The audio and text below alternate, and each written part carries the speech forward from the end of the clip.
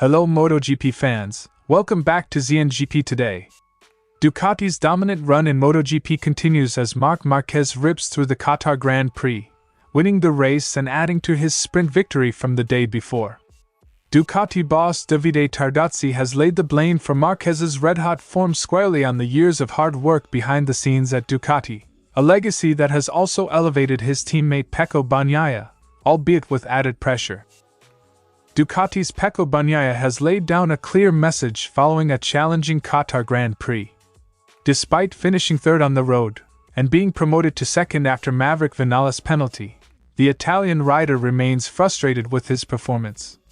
Bagnaia has vowed to learn from his mistakes, emphasizing that he cannot afford to repeat errors that cost him valuable grid positions and compromise his race pace. In a major development for Yamaha, the manufacturer is set to test its long-anticipated V4 engine at Valencia this week. The new power unit, which has been in development for months, represents a potential shift for Yamaha's M1 MotoGP bike.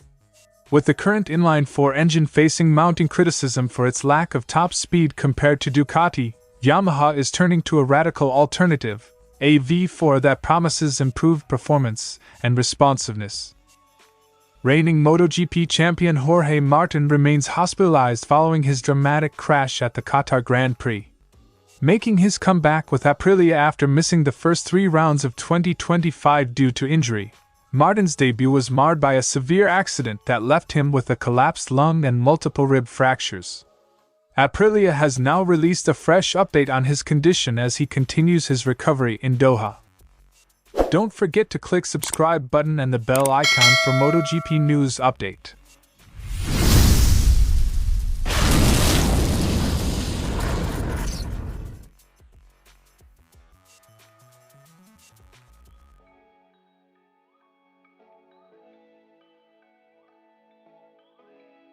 With 7 wins out of 8 races this season, Marc Marquez's stellar performance has been a major factor in Ducati's resurgence.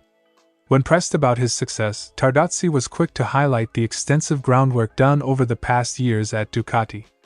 According to Tardozzi, this sustained effort has forged a strong sporting project that is now paying dividends. I see huge work from the past years of Ducati. Now I see a very good choice on the sporting side from Ducati. Tardozzi's statement. He went on to note that while the bike remains largely the same from rider to rider, the contributions from each racer help fine-tune its performance. Marquez's success, Tardozzi insists, isn't a mystery but the result of a balanced partnership between rider and engineers. There is no secret. Balance. Our riders help the engineers a lot to fix his bike. The bike is always the same, just a few changes from one rider to another, but not so much. While Marquez's exceptional form has stolen the headlines, Tardozzi also had praise for Pecco Bagnaia, a rider who has been instrumental in the development of the Ducati package. Tardozzi credited Bagnaia with leading the growth of the bike, a process that has been crucial in transforming Ducati's fortunes after a 15-year winless period prior to Bagnaia's 2022 title. Tardozzi also mentioned the promising potential of new talent in the squad, specifically naming Fermín Aldeguer as one of the future mainstays of the team. His comments underscore the strategic long-term vision Ducati is employing to remain at the pinnacle of MotoGP. We have to thank Pecco for that because he's the guy who led the growth of the bike. We also selected a word for him, the new guy Fermín Aldeguer. We trust Fermín a lot, he will be one of the main guys of the future. Ducati's resurgence in MotoGP has been remarkable. After enduring a 15-year winless stretch, the breakthrough came with Bagnaia's 2022 title, thanks to the Desmet project spearheaded by Gigi D'Allegna. Now, with Marquez's arrival, Ducati has added a fearsome weapon to an already dominant lineup. The synergy between experienced riders and emerging talents underpins Ducati's continued dominance and hints at an even brighter future. As Ducati builds on its legacy of excellence, the combined efforts of riders like Marc Marquez and Pecco Bagnaia, bolstered by a promising young talent in Fermín Aldeguer, are steering the team toward continued success.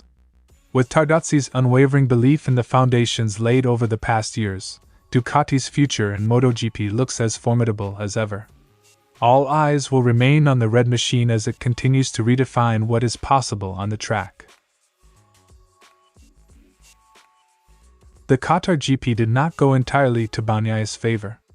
Starting from the fourth row, Bagnaia experienced a tumultuous weekend. A crash in qualifying forced him to begin further back, and he struggled in the sprint, where a recurring balance issue, attributed to the smaller fuel tank, hampered his ability to overtake. Although he managed to climb his way back to a podium finish on Sunday, the result was bittersweet. His performance left him with a key lesson. Better qualifying could have given him a more competitive platform to battle his teammate Marc Marquez, whose pace was nearly on par with his. First of all, I cannot make any more mistakes like I did in qualifying because I cannot start from the fourth row. Maximum is the second, and that's already a bad result, Bagnaia just said. Bagnaia has been candid about the issues that plagued him in the sprint. He explained that his attempt to aggressively battle with riders like Franco Morbidelli led to excessive wear on his medium rear tire, ultimately causing him to lose precious time during the closing laps. The struggle to manage the tire properly under the pressure of overtaking has taught him that sometimes it's better to maintain his position rather than risk pushing too hard. His frustration is palpable, as he recognizes that such mistakes are unacceptable when competing at the highest level. Then the next is to understand what to do in the sprint because it's not possible to lose time and not have the same chance as the Sunday race to create chances to overtake. Reflecting on his performance, Bagnaia admitted that a better qualifying session would have given him a more favorable starting position, allowing him to conserve tire life and challenge Marc Marquez more effectively. By easing the aggressive approach in the early stages of the race, he believes he can maintain a more sustainable pace throughout the event. His commitment is clear: he will not repeat the mistakes of yesterday. Instead, he vows to focus on consistency and smarter racing tactics. Don't make any more mistakes wanting more. Let's be happy for what happened and try to improve for the next one and not make the same mistake as yesterday, concluded. While the podium finish in Qatar is a step in the right direction for Pecco Bagnaia, his remarks underscore the need for continuous improvement. With crucial races ahead and the championship battle intensifying, Bagnaia's vow to avoid reckless decisions and refine his strategy could be the key to unlocking his full potential. As Ducati and Bagnaia regroup, all eyes will be on how he turns this lesson into future success on the track.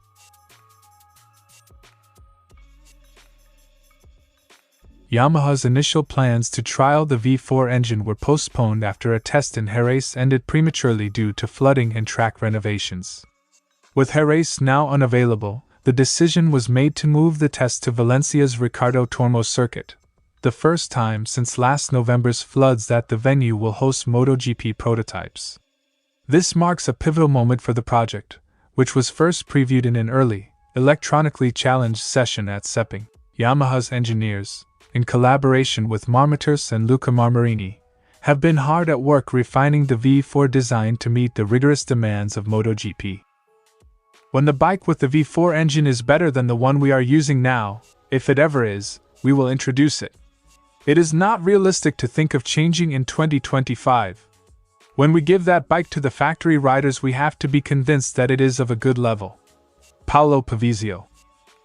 While Fabio Quartararo and Alex Rins continue to race the current inline 4, the bulk of the V4 testing workload will fall on Augusto Fernandez, Yamaha's major contest and reserve rider. Fernandez's role is crucial, especially after replacing Miguel Oliveira in recent rounds. With this test marking the first time the V4 engine will be evaluated on a European circuit, Yamaha hopes to leverage his feedback to fine-tune the engine's performance ahead of the 2027 regulatory changes, which will introduce an 850 cubic centimeters engine. The pressure on Yamaha has been growing, particularly from riders who have long complained about the M1's performance relative to Ducati's powerhouse machines. The V4 project is part of a broader strategy to address these criticisms and potentially revolutionize Yamaha's approach in MotoGP. Despite the MotoGP Manufacturers Association, MSMA, enforcing an engine freeze until the end of 2026, Yamaha has secured the green light to work on the V4 project using the current 1000 cubic centimeters platform. This early start is designed to give the engineers ample time to perfect the system before a switch to the new 850 cubic centimeters regulations in 2027. This strategic window is seen as critical for Yamaha, which is under intense scrutiny to close the performance gap with Ducati. We have been developing the V4 engine for months now, and testing it in Valencia will be a key step in our ongoing efforts to boost the performance of the M1. Our current engine has its merits, but our riders' feedback has pushed us to explore new possibilities. With the V4 test scheduled at Valencia on Tuesday and Wednesday, all eyes are on Yamaha as it seeks to redefine its engine technology. This bold move could herald a new era for the M1, addressing long-standing issues with top speed and responsiveness. As Yamaha prepares for this critical test session, the manufacturer is betting on innovation to turn the tide in its favor ahead of the upcoming regulatory changes. Stay tuned for further updates from Valencia as Yamaha pushes the limits of MotoGP engineering. Jorge Martin's highly anticipated return to MotoGP in Qatar was overshadowed by a nasty crash. After qualifying a modest 14th, just behind teammate Marco Bezzecchi, Martin struggled in the races, fading to 16th in the sprint and ultimately crashing on lap 14 of the 22-lap Grand Prix. The incident occurred at turn 12 when Martin lost control and was struck by Fabio Di Giannantonio from the VR46 Ducati team. Medical staff were quick to respond, and Martin was taken from the track to the circuit's medical center before being transferred to a hospital in Doha. Aprilia's statement provides a detailed account of Martin's injuries. The update confirms that there are no traumatic injuries to his brain, cervical spine, or abdominal organs. However, Martin sustained significant damage to his ribcage, 8 fractures affecting the posterior costal arches, from the 1st to the 8th rib, and 3 fractures in the lateral arches, from the 7th to the 9th rib, have been observed. Additionally, minimal pleural swelling is noted alongside his known pneumothorax. As a result, Jorge Martin will remain under close observation at Hamad International Hospital until his lung condition stabilizes. Jorge Martin spent the night at the Hamad General Hospital. He will remain under observation for a few days until the pneumothorax resolves. Aprilia statement. In a brief message on Instagram, Martin expressed relief that his injuries could have been much worse, and he promised to keep his fans updated on his progress. The incident has cast a shadow over his comeback, but both the Aprilia team and the MotoGP community remain hopeful for a steady recovery. Thank God, this could have been much worse. I'll try to keep you updated, Martin concluded.